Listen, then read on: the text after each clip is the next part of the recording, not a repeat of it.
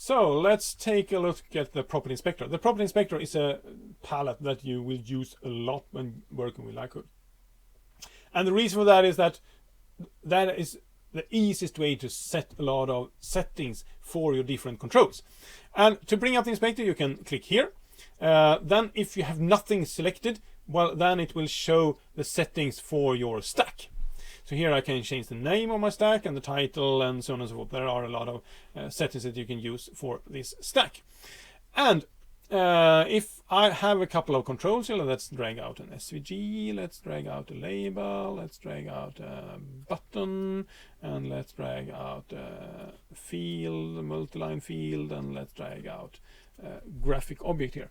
You see that when I drag them out, they become selected, and then this one shows the selection for this one. And when I click on that one, you see that it changes. Now it changes again, and again, and again. And it is the same within the different tabs, because you see that this is kind of the basic tab where you have the basic settings for the different controls, and then you have something that is called custom. I will skip that for now. And the colors are there for all controls, but they might be different, because this SVG, it can only be in 2 colors. So it can have a highlight color and it can have a normal color. So if I would like this one to have a different color, well, then I can click on that one and I can turn it red.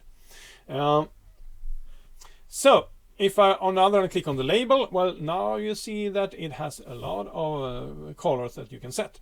And this one actually has a second column, and this is if you would like to set a background image or pattern for this one. So the best way then is to include that into your stack in some way.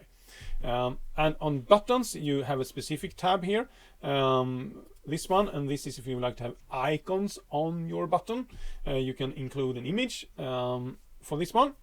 But I'll leave that for now and move to this tab instead. Here you have some kind of basic effects and the kind of layer styles in most editing, imaging editing programs. They are basic, but they are actually really useful if you would like to spice up your application. The kind of plus sign here is for the size and position.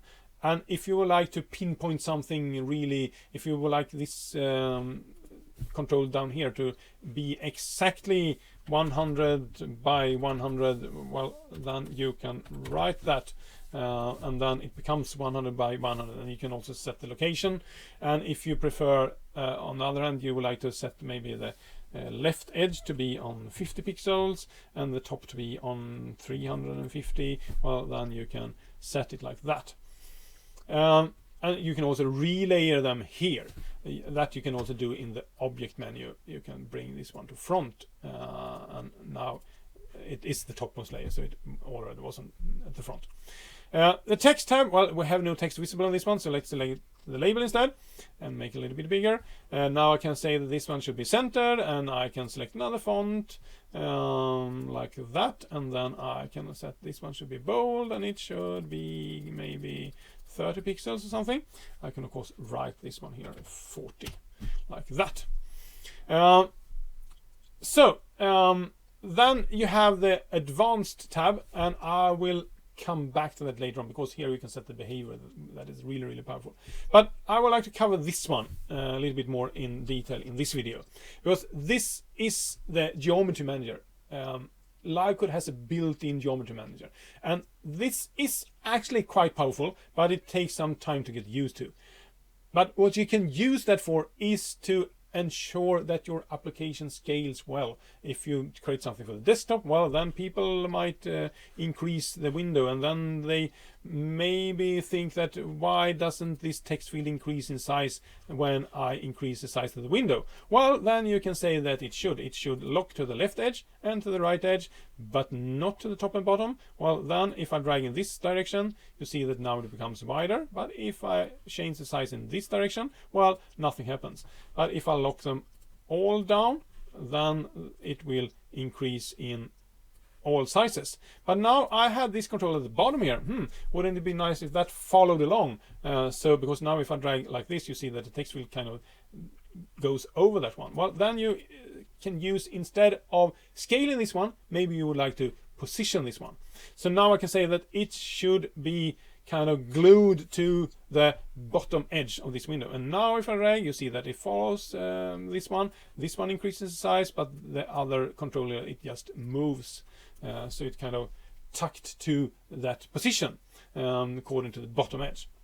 And those can also be like rubber bands, and if I do like this, then it will kind of increase, but you see that it behaves a little bit different. So you can use that in different combinations to create something that is actually quite powerful. And you can also set them to a specific object if you want to. So take something to get used to, but it is really, really powerful.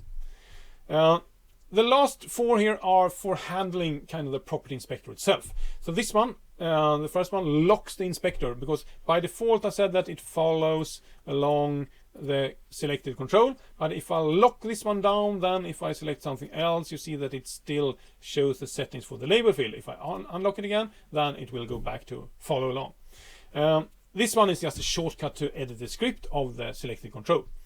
And this one is if you would like to select a specific object. And now again, if I select the widget, for example, you inspect the settings for the widget, or the SVG widget up here. But as it doesn't change the selection, it actually locks down also. And the final one is to set settings for if you would like to have smaller icons at the top here, you can set that here. So there are kind of settings for how you like this one to show up. So that is the property inspector.